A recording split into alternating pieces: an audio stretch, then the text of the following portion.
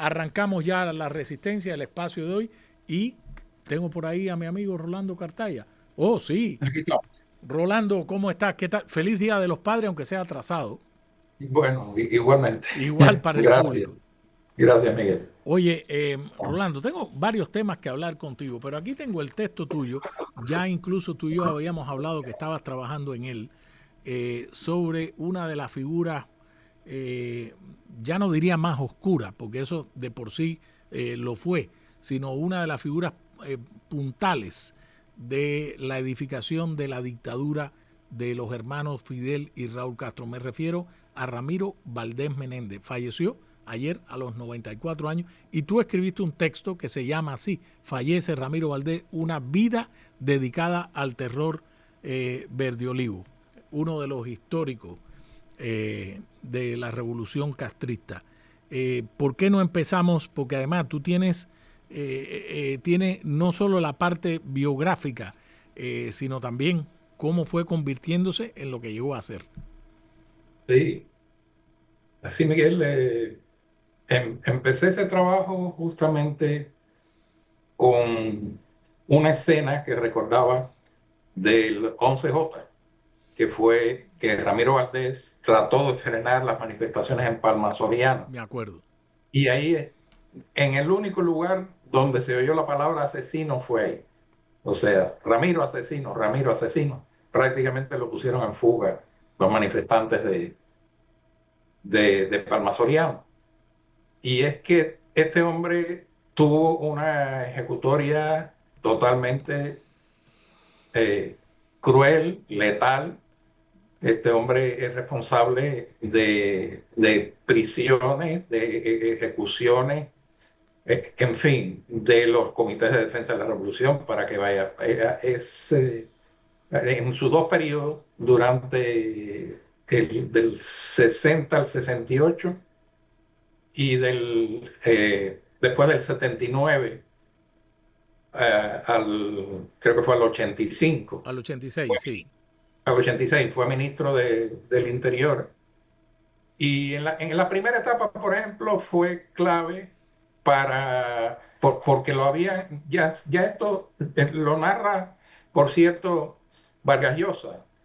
Mario Vargas Llosa narra en un libro que se llama La máquina de matar, que es más bien acerca del Che Guevara, cómo en unas reuniones que tuvieron en Tarará, en el mismo año 59, el Che Guevara se había retirado al balneario este de Tarará porque estaba enfermo, y ahí mismo, entre él, Fidel Castro y otros, decidieron nombrar a Ramiro Valdés a cargo del G2, que después sería la seguridad del Estado.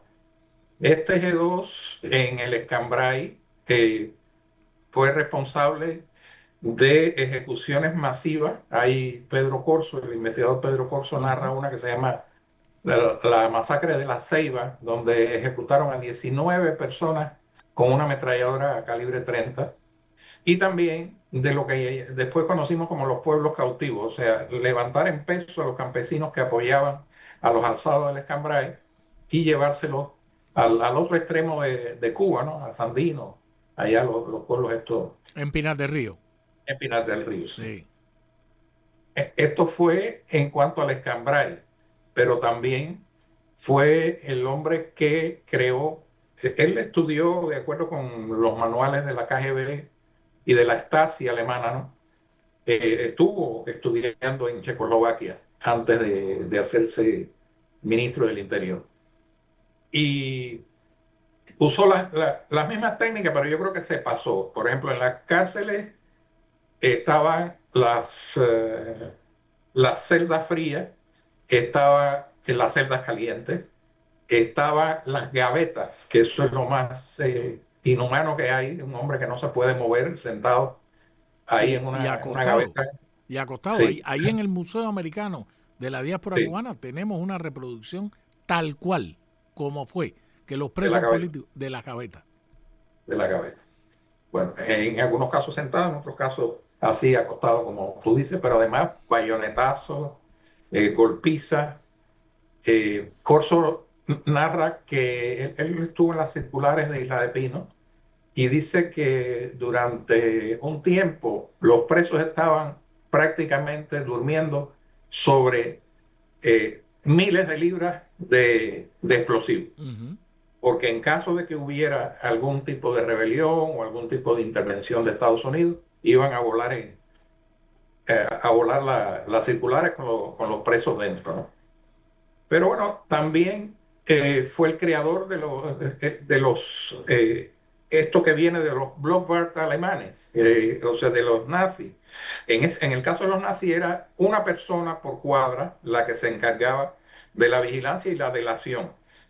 En este caso, él, bajo la dirección de Fidel Castro, por supuesto, creó lo que es el vínculo entre la seguridad del Estado y los comités de defensa de la revolución.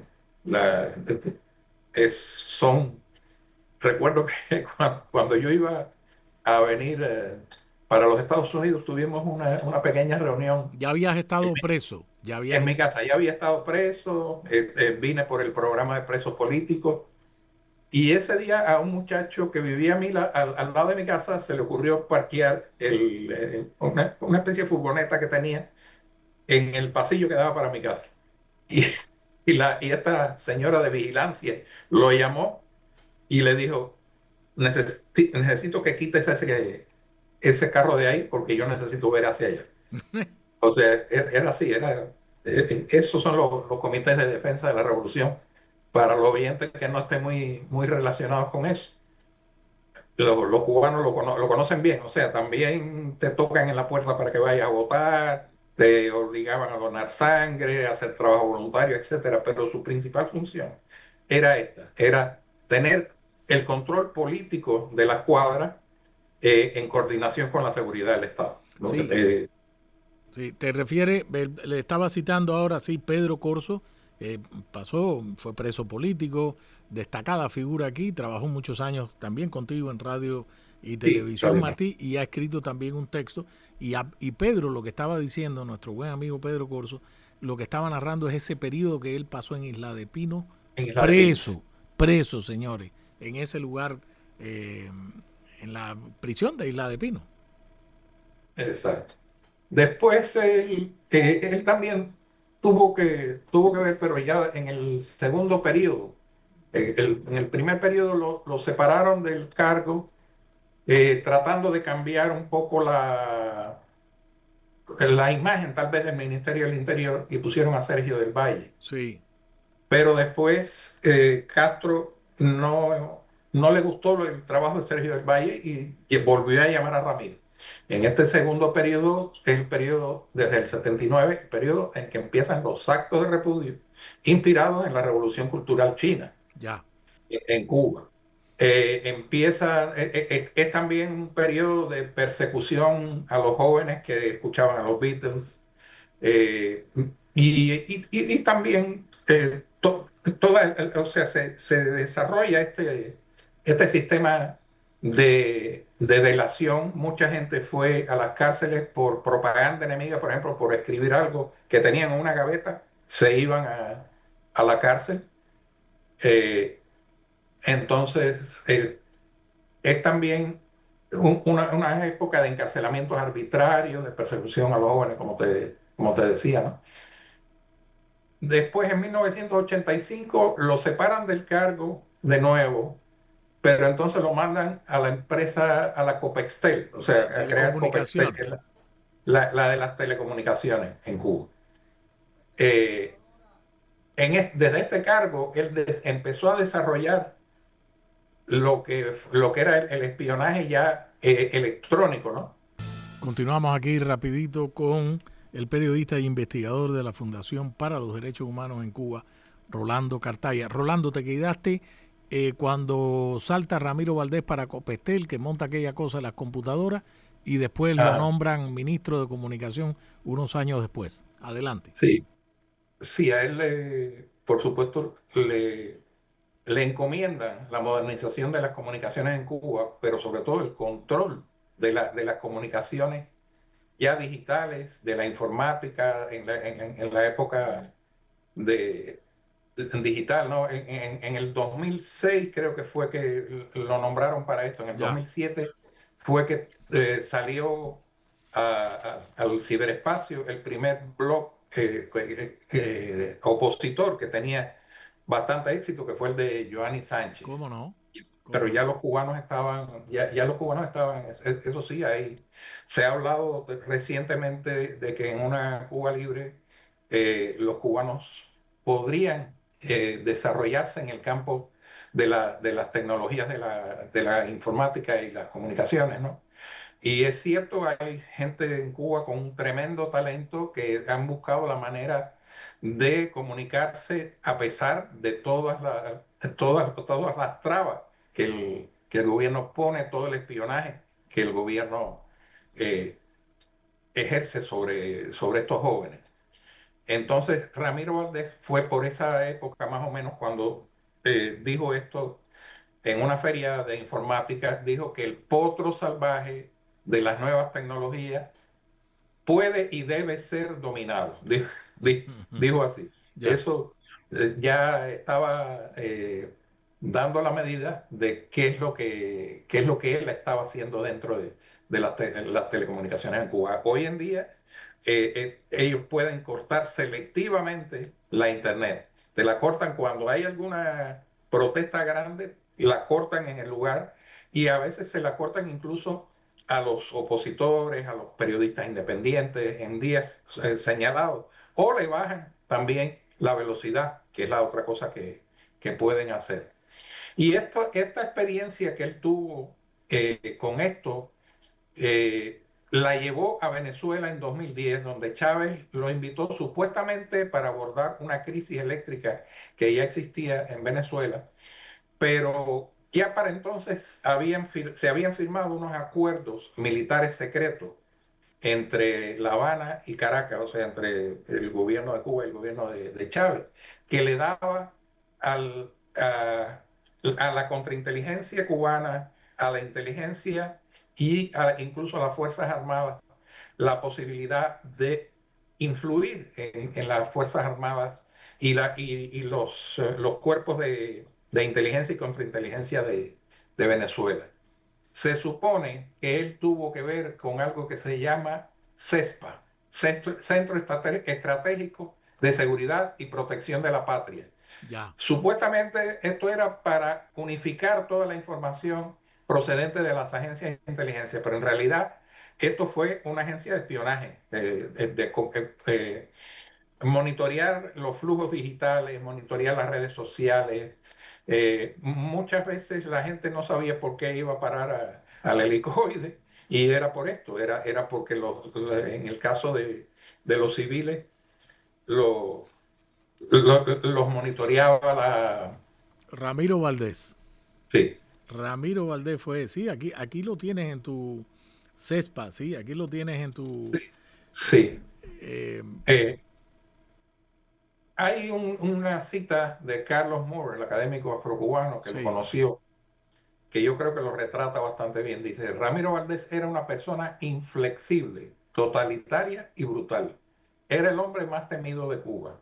Más temido que Fidel Castro, más temido probablemente que Raúl Castro. Las políticas represivas del régimen fueron diseñadas por él. Valdés infundió miedo en los cubanos, incluso en los revolucionarios. Hoy aparentemente sigue siendo la misma persona dogmática, sectaria y brutal que fue en la cúspide de su poder. ¿Sabe que se le ha comparado se le ha comparado con el Fouché de la Revolución Francesa, se sí. le ha comparado con Beria, Labrent el Iberia, fundador, Laurent Beria, el fundador de la NKVD, y también, y sobre todo con Félix Dzerzhinsky, el de la que Checa, ya, el fundador de la el Checa. fundador de la CK, que incluso se dice que el chivo que él llevaba, la perilla esta, era como una especie de homenaje a A de Dzerzhinsky. Serchinki. Sí. Entonces, ha sido, eh, no sé,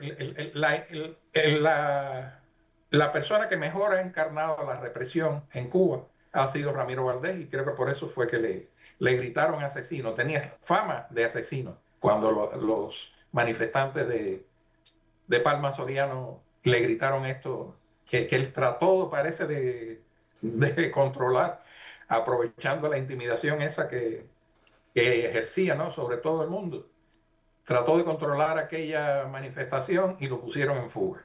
Y, Y y, lo llamaron así, asesino. bueno, te recordará uno de los tantos episodios de su poder era que él por la Quinta Avenida en Miramar, él corría Sí, kilómetros y atrás iban los escoltas y adelante un carro.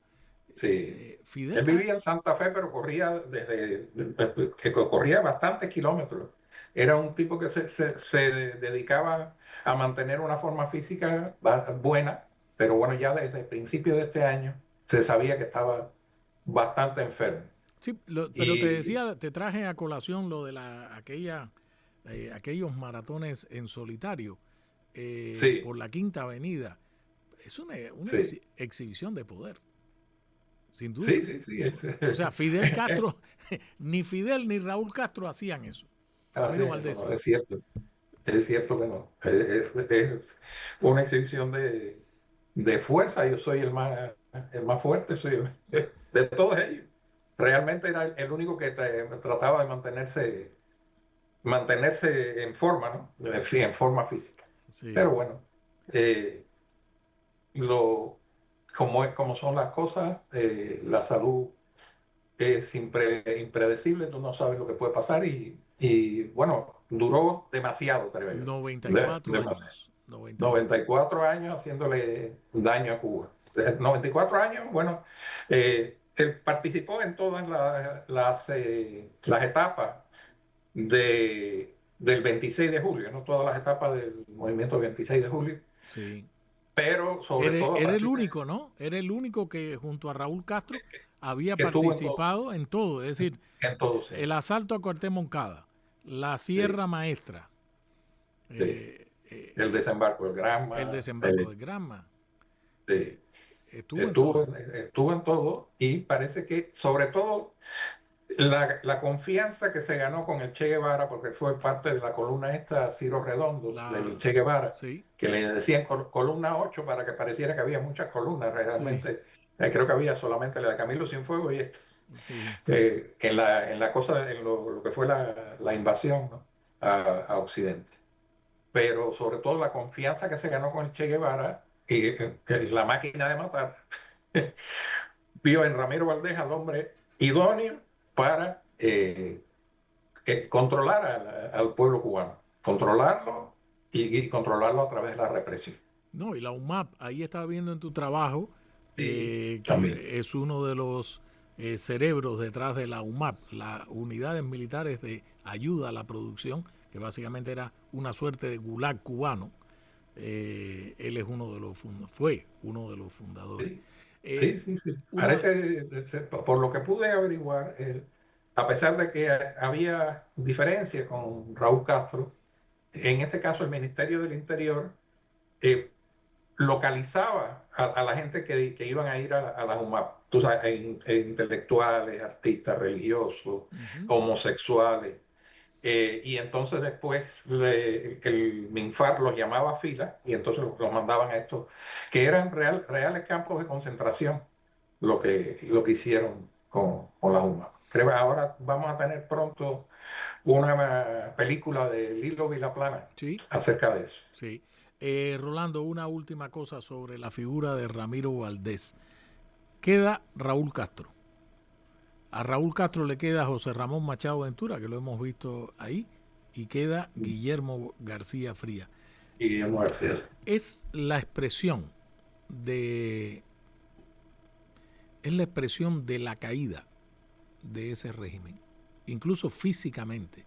Eh, si, te, si uno se lleva por los símbolos, es el colapso completo del régimen. Independientemente de lo que estén tratando de hacer y de las 176 medidas que anunció Díaz Canel, eh, esto, la muerte de Ramiro Valdés es uno de los símbolos del colapso de ese régimen de 67 años. Murió con 94 y el régimen 67, es decir, este tipo llegó muy joven al Sí, era muy joven. Creo que tenía veintitantos años cuando él 27 años, 26, comenzó así es, así es. Sí. Entonces, como te digo, duró demasiado y está marcando lo que va a ser inevitable. O sea, Castro, Raúl Castro va a morir Guillermo García. Eh, no creo que pinten tanto ya Guillermo García y, Y Machado. y Machado Ventura. No, no creo que pinten, que tengan un poder real en este momento. Como tú sabes, Guillermo García se ha dedicado a la cría de gallos y estas cosas, y a decirle a los cubanos que deberían comer avestruz. Sí. Que lo bueno sería comer avestruz. Entonces, con esos truenos, imagínate. Alguien Pero me, sí, alguien es me, la decadencia ya de este régimen y no creo que, no, yo me imagino que le haría un gran bien a Cuba si se murieran, de verdad que sí.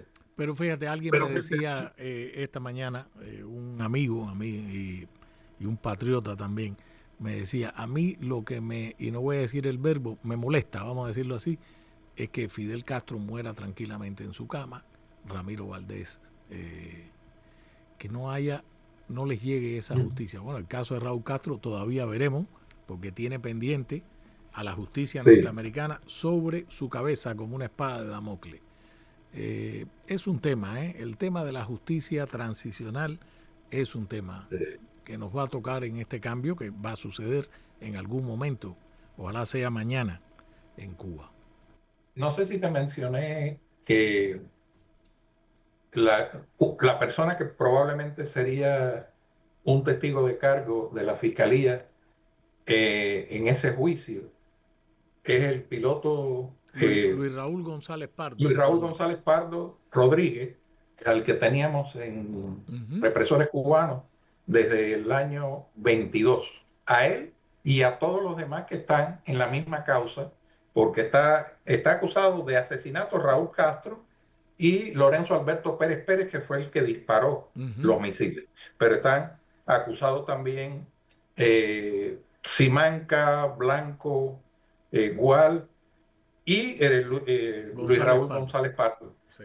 que los cuatro participaron también, no fueron solo los hermanos Pérez Pérez, fueron cuatro más los que participaron en la persecución de la avioneta de Basulto después. O sea, Blanco estuvo como era como el wingman de los hermanos Pérez Pérez que iban los dos en un avión biplaza. Y entonces Gual y Simanca iban en otro avión biplaza y en un MiG-23 monoplaza iba Luis Raúl González Pardo. Yo creo que este hombre, que es el que está aquí y es el que la justicia de Estados Unidos ya le hizo morder el polvo, ya tuvo que pasar 7 meses encerrado por el fraude migratorio, me parece que puede llegar a tratar de llegar a algún arreglo con la fiscalía, prestándose a declarar acerca de este caso. Porque hasta ahora lo que hay es lo que había con Raúl Castro era la grabación esta que fue en junio de 1996 en la sede del Partido Comunista De Holguín. de Holguín, que por cierto quien lo dio a conocer o quien lo sacó fueron técnicos de Radio Rebelde, fueron Sí. los que grabaron eso, a pesar de que él decía que no grabaran. Lo, lo grabaron y finalmente eso salió a relucir.